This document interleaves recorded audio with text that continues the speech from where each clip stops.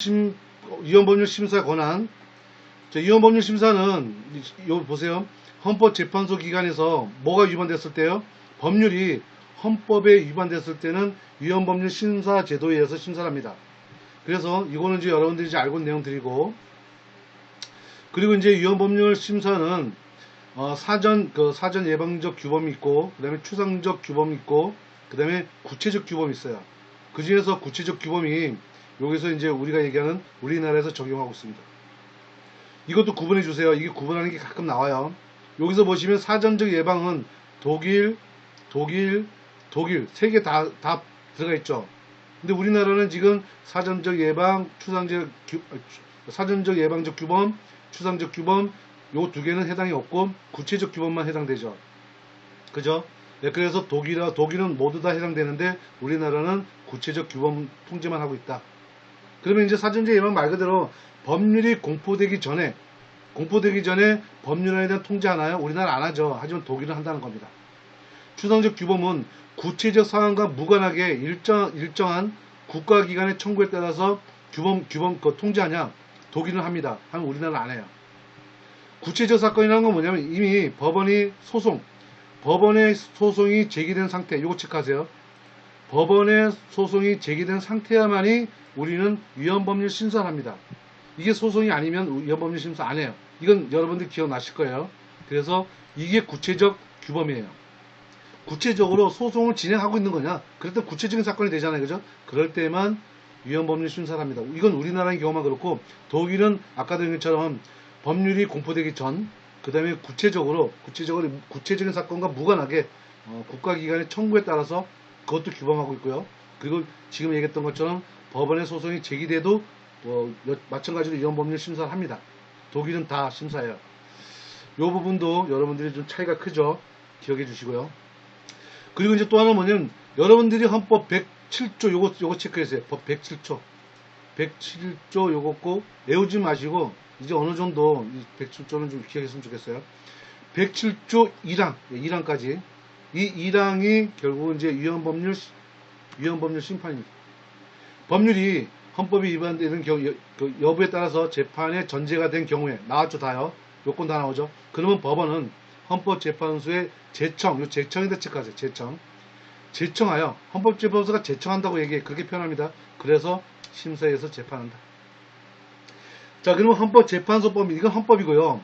요번엔 헌법재판소 안에도 법이 있겠죠. 헌법재판소법에 보면 41조 41조에 해가지고 위헌 여부 심판을 제청합니다. 이 앞에 제청 나왔죠. 이렇게 해서 제1항에 따라서 법률이 이 내용 그대로 나오죠.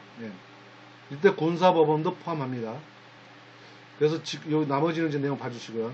그래서 여기서 얘기하는 헌법 제7조 1항 요 재판에 대한 개념이 나왔고요.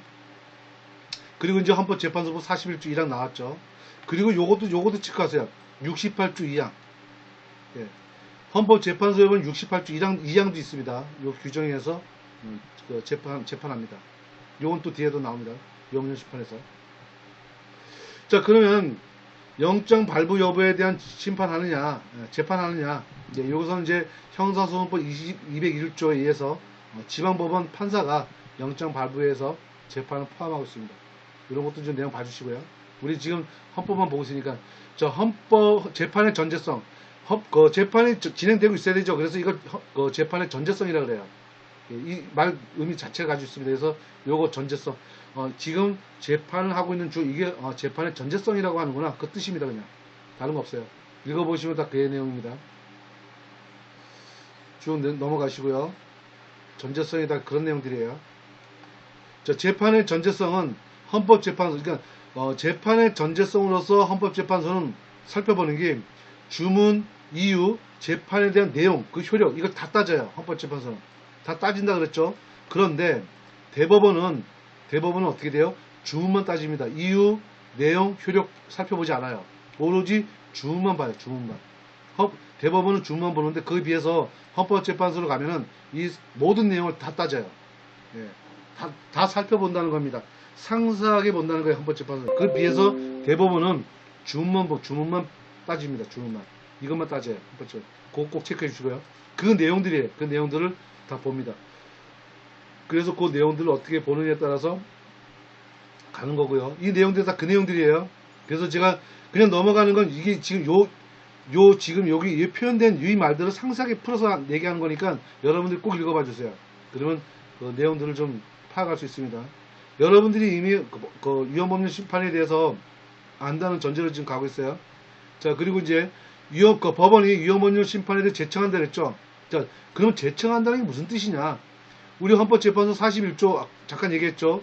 네, 그 내용을 얘기하는 거 40조 1항에 대해서 제청한다는 거 있고, 자, 사항에서 본 위헌 여부는 심판의 제청에 관한 결정에 대해서만 어떻게든 항고할 수 없다. 체크하세요. 항고할 수 없다.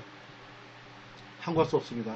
그리고 대법원 의회에 법원이 제1항 제청에 할 때는 그러면 대법원 여기서 체크하세요. 대법원을 거쳐야 된다. 반드시 대법원을 거쳐서 와야 돼요. 대법원을 거쳐서 와야 된다는 얘기 헌법재판소법 제41조에 규정되어 있어요. 그래서 이럴 때는 반드시 대법원을 거쳐서 와라. 대법원을 거쳐서 안 오면 안 됩니다. 안 받아줘요. 그 얘기는 뭐냐면 대법원에서 거쳐서 왔다는 걸 확인하는 거예요. 제일 먼저. 그래서 위헌법률 심판 청구권의 주체가 누구냐? 결국은 법원입니다. 법원. 위원회를 두고 있죠. 당사자가 누구냐? 그 소송에 대한 원고 피고 당사자 위헌 제청을 할 때는 없어요. 이 당사자가 없어져 버립니다. 왜? 지금 당사자가 이제 법원이죠. 법원. 법원이 되어버렸어요. 그래서 위헌법률 심판은 법원만 제청할 수 있어요. 당사자 못합니다. 그게 누구예요? 대법원이에요. 대법원. 대법원에서만 할 수 있어요. 그게 거쳐서 온다는 그런 뜻입니다. 이게. 그래서 여러분들 꼭 읽어봐 주시고 굉장히 중요합니다. 이게. 다시 한번 확인하는 거예요. 그리고 나서 위헌법률 심판 제청에 대한 절차가 어떻게 되느냐. 위헌법률 심판을 하게 되면 법원에서는 기각할 수도 있고 각하 결정할 수도 있습니다. 그렇죠. 그러면 대법원 경유하라고 되어 있죠. 대법원 거쳐서 오라고 했죠. 그래서 이럴 때는 대법원이 아닌 법원의 위헌 제청을 할 수도 있죠. 그럴 때는 대법원을 경유해야만 됩니다. 그렇지 않으면 안 돼요. 이거 뭐 405 나오는데 읽어봐 주세요. 하지만 지금 현재는 다 걸쳐서 와야 돼요. 그러면 법원이 위헌 제청을 처리할 수 있죠. 안 받을 수 있죠. 법원에서. 안 받았을 땐 그게 다시 타고 들어와야 돼. 그게 68조에 있어요. 이게. 41조에도 있고 제가 68조 얘기 나와서 사망인가 나왔죠. 그게 바로 또 하나의 경륜을 또 타고 나올 수 있어요. 대법원을 안 받았다? 그럴 때도 위헌법률 심판할 수 있는 방법이 또 있습니다. 그래서 일단은 경유하는 게 첫째예요.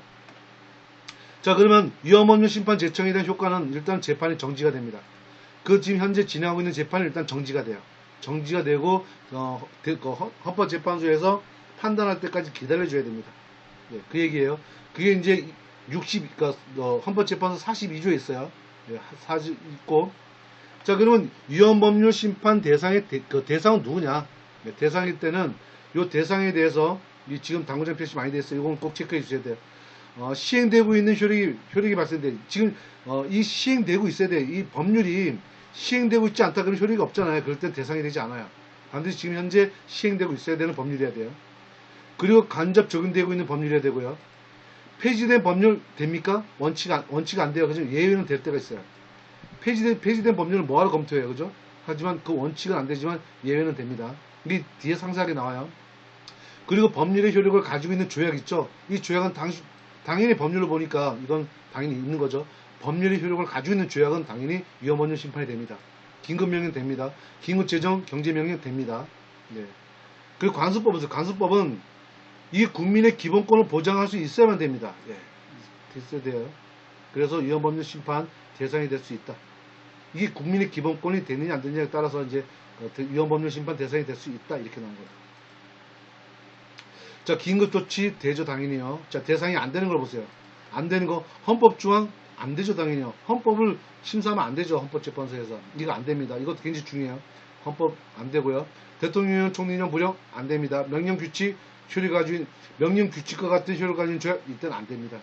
법률은 몰라도 이 명령규칙 안 됩니다. 효력 가지는 거. 입법 부작위 부작위 안 됩니다. 이미 유언 결정 난 거 또 한 번 결정하자 안 돼요. 이미 결정 난 거 두 번 안 합니다. 헌법재판소에서. 자, 제청 당시에는 공포되었지만 시행되지 않았어요. 헌법재판소 결정 당시에 폐지됐던 법률 이런 것도 안 합니다. 그리고 헌법 불합치 결정 나온 거 있지. 이것도 대상이 안 돼요. 요거 대상이 안 되는 거 특히 이런 것들은 굉장히 중요하니까 여러분들 꼭 체크해 두세요. 되는 것보다 안 되는 거 이게 더 중요합니다. 자, 심사 기준에 대한 이 확정되는 거 여러분들 읽어봐 주세요. 읽어봐 주세요. 이 확정되는 거 읽어봐 주시면 됩니다. 자, 그리고 이제 위헌법률 심판에 대한 결정 유형이 보면은 여러분들 이미 알다시피 합헌 결정 나오는 거죠. 합헌 결정에는 단순 합헌 결정이 있고요. 이미 이게 헌법 쪽측에서 배웠어요, 여러분들. 그리고 합헌 결정에 대한 효력 보시오. 효력 보면 일사분리 원칙에서 비판력 가지고 있습니다. 그리고 유형결정도 있죠. 여기서 유형결정에서는 여러분들이 배웠지만 9명 중에서 6명 이상이 찬성해야만이 유형결정이 나와요. 그리고 이제 변형결정 있죠. 변형결정은 어때? 한정이란 말 나오죠. 한정위원, 한정합헌. 이렇게, 이건 다 변형결정들입니다. 그래서 여기서 개념에서 해석하죠. 예, 요런 부분들을 다시 한번 좀 상기시켜 주세요. 여러분들 다시 한번 배운다고 생각하고 이제 복습한다 생각하고 봐주세요. 헌법 불합치 결정 여러분들 배운 적 있어요. 다시 한번 쭉 봐주세요. 자, 그리고 나서 이 박스가 여러분들께 중요하니까 요거는 외우셔야 됩니다. 예, 외우셔야 돼요. 이해하면 외울 필요 없어요. 예, 이해하면 외울 필요 없습니다. 자, 이제 그 헌법재판소에서 5인 인용, 4인 기각할 땐 기각이라고 보고 있고요. 이 권한쟁이 5인 인용하게 되고 4인이 나면 인용됩니다. 요런 거 좀, 권한쟁이 좀 특별합니다. 요런 거 같은 경우는 좀 다르죠. 일반 판결, 심판하는 거 좀 달라요. 권한쟁이는. 이건 여러분들이 배웠다는 전제로 간다라고 제가 누차 얘기해요. 유언결정 효력은 어떻게 되느냐? 예, 기판력 가지고 있죠. 당연히 기판력 가지고 있죠. 객관적인 거. 다 한번 읽어봐야 돼요. 이거 굉장히 상세하게 다 써있으니까 여러분들 꼭 봐주세요. 유언 결정되면 소급표 예, 어떻게 되느냐, 장래에 어떻게 되느냐, 그거 설명하는 겁니다. 좀 넘어갈게요. 그리고 그 형벌에 따라서의 법률 유언 결정 소급표 이거 어떻게 되느냐, 결정 헌법재판소 47조에 대해서 어떻게 결정 나왔다가 나와요. 다시 한번 봐주세요. 그 범위도 나와 있고. 그리고 변형결정 나온 거 있죠. 기성력에 대해서. 그래서 여기 또 47조. 이건 헌법재판소법입니다. 여기에 대해서 이제 법률의 유형결정은 법원과 그 밖에 국가기관 또는 지방자치단체에 기속된다. 기속력 다운도 나왔죠. 그 한정위원회에 대한 판단 나온 거 있고요. 기속력 부인했고.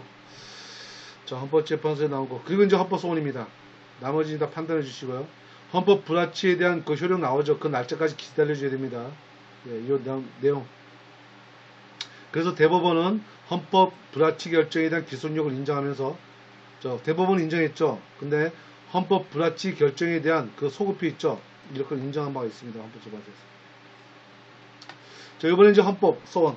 자, 헌법소원은 헌법의 111조에 대해서 헌법재판소는 5항에 1항 5호에 보면은 법률이 정하는 헌법소원에 관한 심판한다. 그래서 이게 68조죠. 헌법재판소의 68조 넘어가요.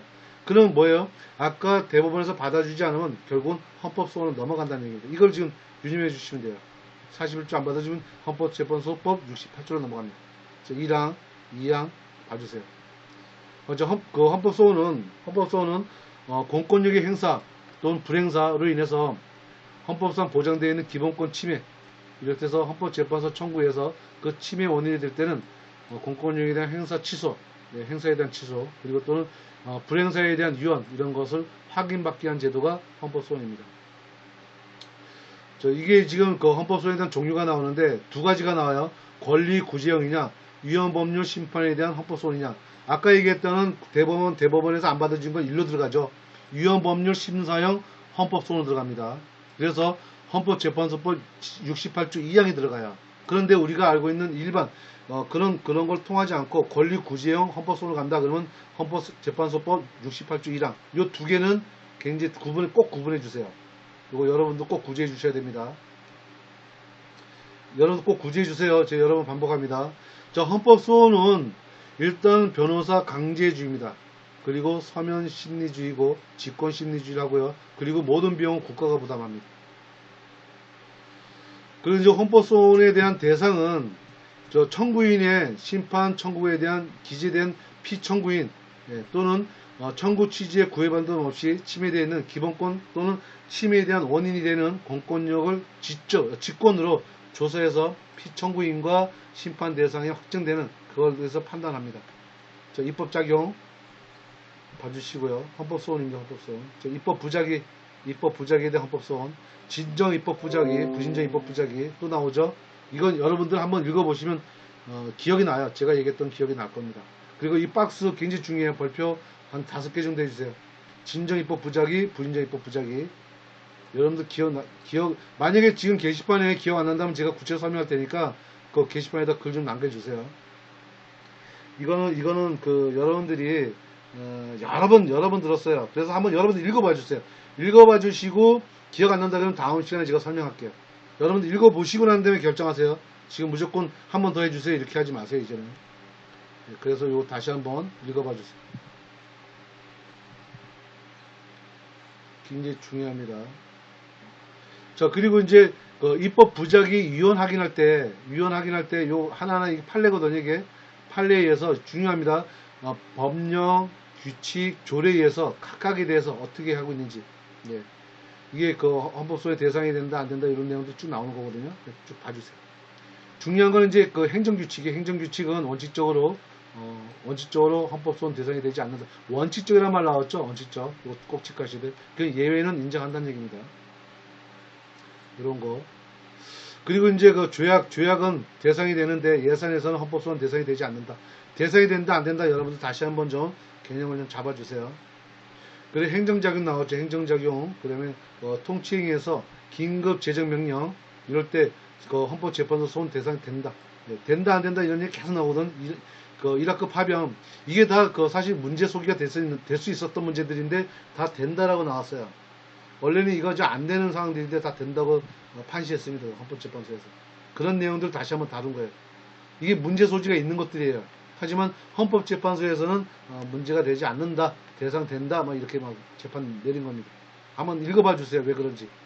읽어봐 주시고 왜 이렇게 하시면 이렇게 판단했구나 하고 끝났어요. 네. 그때 이건 정치적인 어떤 그러한 작용도 많이 작용한 겁니다. 이게. 국제그룹 해체되는 거 이거 여러분들 기억하실지 모르겠는데 아마 나이 드신 분들은 기억하실 거예요. 이거 국제그룹 해체했죠. 이거 굉장히 문제가 있었던 거거든요. 그랬을 때 헌법소원 다 갔어요. 이게 다. 헌법소원들은 한 번씩 다 두들겨 맞습니다. 근데 그 시대에 정치적인 것 때문에 받아주고 안 받아주는 게 많았거든요. 한번 읽어봐 주세요. 다 문제가 됐던 부분들이 다요. 이슈화 됐던 얘기입니다. 사회적으로 이슈화 됐던 문제들이니까 읽어봐 주세요. 헌법소원. 그리고 이제 여기 4번에 보면 헌재에서 헌법소원 대상이 인정되지 않는 사례가 또 나와요. 앞에는 다 인정됐던 사례고 이제 뒤에는 이제 인정되지 않은 사례들입니다. 이건 다 헌법소원에 인정되지 않았다고 봤어요. 읽어봐 주십시오. 이게 지금 막 넘어가는 내용들은 아닌데 제가 이제 그렇게 이제 넘어가니까 이건 다 판례에 관련된 거기 때문에 여러분들 읽어봐서 해결돼야 돼. 제가 읽어보는 거하고 여러분들이 직접 읽는 거하고 별 차이 없을 거니까 일단 다 읽어봐 주세요. 자, 그러면 이제 헌법소원에 대한 청구 조건을 봅시다. 자, 청구 조건. 헌법소원은 그 청구 능력이 자인인 당연히 있겠죠. 네, 자인인. 그러면 이제 거기에 따라서 이제 하나씩 이제 봐주세요. 자인은 어떻게 보는지. 그리고 이제 사법인은 어떻게 되느냐. 헌법소원 제기할 수 있다. 이렇게 나왔어요. 그리고 이제 여기에서 아마 책에 이런 게 나오죠. 여기 한국영화인협회 이게 청구할 수 있느냐는 거죠. 네, 청구할 수 있느냐. 헌법소원 청구할 수 있다라고 이제 법인은 됐다고. 이게 지금 한국영화인협회에서 만약 이게 법인이면 심판이 될 수 있다. 만약 법인이 아니면도 이렇게 해서 이제 할 수 있는데, 자, 그런데 중요한 거는 이제 영화인협회는 어떻게 되냐. 그래서 쭉 보시면은 나중에 헌법소원에 보세요. 나중에 헌법소원 심판의 청구를 허용할 수 없다라고 나와요. 이게 뭐냐면은 처음에는 영화인협회 타이틀을 정해놓고 법인일 때는 어떻다. 법인이 아닌 사단법인, 재단법인은 어떻다. 그리고 난 다음에 영화인협회는 어때서 안 된다라고 얘기 나옵니다. 그걸 여러분들 읽어보시면 해석하는데 별 무리가 없어요. 예. 영화인협회는 왜 다 되는데 왜 영화인협회는 안 되냐. 예. 그런 얘기 앞에서 설명이 나온 것 때문에 다시 한번 읽어보시면 여러분들 큰 문제 없이 아무 문제 없이 다 이해할 수 있어요. 그리고 한국 신문 편집인협회 이런 것들은 심판 대상이 되느냐 안 되느냐. 안 된다고 나왔어요. 이것도 영화인협회도 안 된다고 나왔어요. 정당 됩니다. 인정됩니다. 노동조합 여기서는 이제 청구인 인정된다고 나왔어요. 그리고 이제 공법인 여기서 국회 상임위원회 국회의원 이런 것도 다 안 된다고 나왔고요. 여기 지금 그 공법인 청구 능력 여기 그 헌법소원 심판 청구 안 된다고 나왔어요. 지금 된다 안 된다는 결론이 나왔어요. 왜 안 되는 건 중간에 다 나옵니다. 왜 안 되는지 다 읽어보시면 다 이해할 수 있어요. 여러분들이 한글을 이해하면 다 이해할 수 있어요. 특별한 부분은 아니고 대통령으로 볼 때는 이제 헌법소원 안 되고 개인 될 때는 되고 공무수인 때는 이제 경찰 공무원 안 되고 개인일 때는 되고 막 이런 내용들이 나요. 어린이집 그다음에 사이버 대학교 청구 능력이 없다고 봤습니다. 자, 헌법상 보장되어 있는 기본권, 그것 좀 읽어봐 주시고, 헌법소원 대상이 되는지 안 되는지 나중에 다 나옵니다. 국회 구성. 이래서 이제, 국회 구성과 이제 정당과 이제 어떤 차이가 있는지 이런 것도 다 나옵니다. 안에 있는 건 다 판례니까요. 읽어보시면 돼요. 그리고 이제 여기에 세 번째 기본권 침해에 대해서 자기 관련성을 뭘 가지고 관련성을 보냐. 자기 관련성이란 특정 공권력 행사로 인해서 기본권 침해 시에 기본권 침해할 때 헌법소원 심판에서 본안 심판에 대한 자격이 있느냐 그 의미를 보는 거예요. 그래서 자기 관련성을 보는 겁니다. 자기가 관련성이 있느냐 없느냐 이런 걸 보는 거예요. 그래서 그 사례를 또 한번 쭉 판례를 가지고 또 얘기했습니다. 이게 상세한 내용들이니까 여러분들 읽어보시면은 대부분 이해를 다 하실 수 있어요. 또 자기 관련성 부인한 사례가 또 나왔죠. 이것들은 다 자기 관련성 부인했습니다. 관련성 없다고. 저기 현재성이 나왔죠. 현재성이란 뭐냐? 헌법소원을 제기하기 위해서는 헌법소원에 대한 기본권을 침해하는 그 현재 침해되고 있어야 되는데 침해되고 있느냐 안 되냐? 현재 침해되고 있어야만 대상이 되죠. 만약에 과거다, 미래다 이런 건 다 인정 안 합니다. 그래서 현재성을 반드시 체크하죠. 그 현재성을 기준으로 해서 이제 얘기하는 거고 여기는 이제 지적성이 있느냐 없느냐 요걸 가지고 또 판단합니다. 이런 것들은 다 읽어보시면은 긍정한 예, 부정한 예가 다 나와 있어요. 그리고 권리 보호에 대한 이익은 뭘로 보느냐, 어떤 걸 보느냐. 그래서 여기 주관적이냐 객관적이냐에 따라서 항소 소송의 의미가 있다. 권리 능력을 보는 다 주관적이든 객관적이든 권리 주체가 다 본다는 거죠. 이렇게 해서 나머지 이제 하나는 내용을 보시면 이제 됩니다. 판례는 굉장히 자세하게 돼 있어요. 이 보충성, 그래도 제일 중요한 보충성은 굉장히 중요해요. 자, 이거는 좀 자세하게 좀 한번 뜯어봐야 돼요. 나머지는 다 읽어보시면 되고 이제 보충성을 보겠습니다. 보충성은 그 헌법재판소 68조 제 1항이 나오죠. 1항에 이제 끝에 보면 다른 법률에 구제 절차가 있는 경우, 이런 먼저 다른 법률에 구제 절차가 만약에 있다 그러면 그 구제 절차 모두를 거친 후에 오라는 얘기예요. 무조건 오지 말고 구제 절차가 있는데 왜 여기로 와서 얘기하느냐 이 얘기예요. 지금 헌법재판소에 오지 말고 그 법률에 먼저 구제 절차를 밟고 와라 이런 얘기예요. 이게 굉장히 중요해요. 그게 보충성입니다. 보충성 개념 이걸 반드시 거치고 와야 돼요. 그러면 나머지는 뭐 읽어보면 되죠. 다른 특별한 법률에 구제할 수 있는 수단이 있는데 왜 헌법재판소에 왔느냐 이런 얘기입니다. 이해되시죠? 그럼 나중에 이제 읽어보시면은 다 충분히 이해할 수 있습니다. 헌법소원 청구 후에 다른 법률 구제가 완료된 경우 그럴 때도 한번 좀 보라는 거죠. 그럴 수도 있죠. 검사의 공권력 행사에 대해서 이제 헌법소원 청구 침해받는 기본권 쪽으로 봐주시고 그 특별한 내용들은 아닙니다. 제가 볼 때는 여러분들 읽어봐서 어려운 사항 없어요. 어려운 사항 없습니다.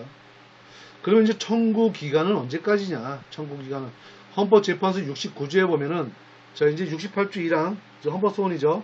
헌법소원 심판은 그 사유가 있으면 안날로부터 며칠이에요? 90일입니다. 90일 체크해 주시고요. 그리고 사유가 있는 날부터 1년 그때 해주시면 됩니다. 그리고 이제 다른 법률에 따라서 구제 절차가 있을 때 있잖아요. 그럴 때는 최종 결정을 통보받는 날부터 그 구제 절차를 끝나고 난 날로부터 30일 이내 그때 청구하면 됩니다. 그 청구 기간 이제 나온 거고요. 정당한 사유 읽어봐 주시고 자 이제 그 청구 절차를 보면은 이거 이제 하나는 이제 절차를 보면은 헌법재판소법 제 71조에 대해서 청구권에 대한 기재사항이 이렇게 나오죠. 68조 제1은 헌법소원이죠. 이렇게 심판할 때는 이걸 다 적으란 얘기예요. 청구인이 누구고 대리인을 표시해주고 침해된 권리가 어떻게 되는지 침해 원인에 대해서 공권력 행사 또는 공권력 불행사가 어떤 건지 그 원인을 얘기해주고 청구 이유 알려주고 그 밖에 필요한 사항을 알려주면은 헌법재판소에서 자세하게 다 보겠다는 거예요. 국선 변호사 제도 반드시 변호사를 내가 못 쓸 때는 국선 변호사 반드시 대동해야 됩니다. 헌법소원. 개인이 청구할 수 없어요. 개인의 대상이 아닙니다, 이거는.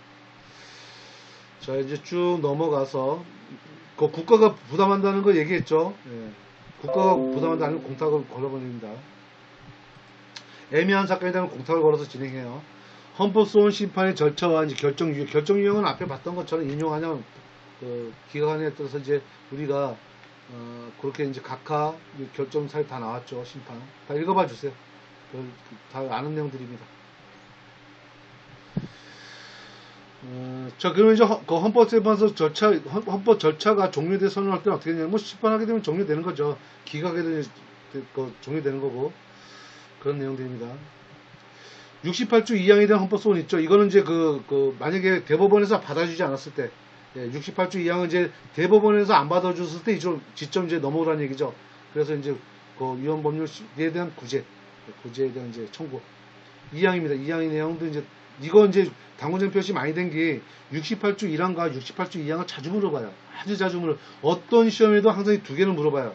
이거 구분할 수 있는 능력 가지고 있느냐, 이걸 물어보는 거거든요.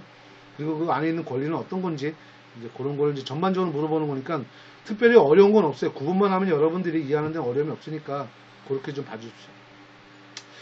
자, 위헌법률 68조 2항을 얘기하는 겁니다. 네, 그걸 쭉 두 가지 유형을 쭉 봐주시고요. 절차 특별히 없습니다. 제가 볼 때는 특별한 내용. 그리고 여러분들이 요 내용까지 얘기하고 좀 쉽시다. 68조 2항에 대해서 68조 1항과 2항 있죠. 이 두 개, 68조 1항과 48조 1항, 요 두 개를 비교해 봐 주시고요. 또 하나는 뭐냐면 68조 2항과 68조 1항 있죠. 이 두 개. 요 두 개. 이 비교한 거를 좀 여러분들이 이해했다 그러면 이 앞에 있는 내용, 전 내용은 다 이해하고 있는 거예요. 여러분들이. 요 박스에 있는 내용만 이해한다 그러면 지 앞에 있는 내용 다 이해한 거니까 요걸 내가 이해하지 못한다면 앞으로 뒤로 다시 가서 내용을 다시 한번 확인해 주세요. 네, 그렇게 해서 이제 서로 내가 알고 있다 모르고 있다는 걸 판단할 수 있습니다. 그리고 기본권에서 독일과 우리나라에 대한 규정된 거 있죠. 요거는 최종적인 거니까 요것도 한번 좀 보시면은 독일과 우리나라를 비교할 수 있습니다.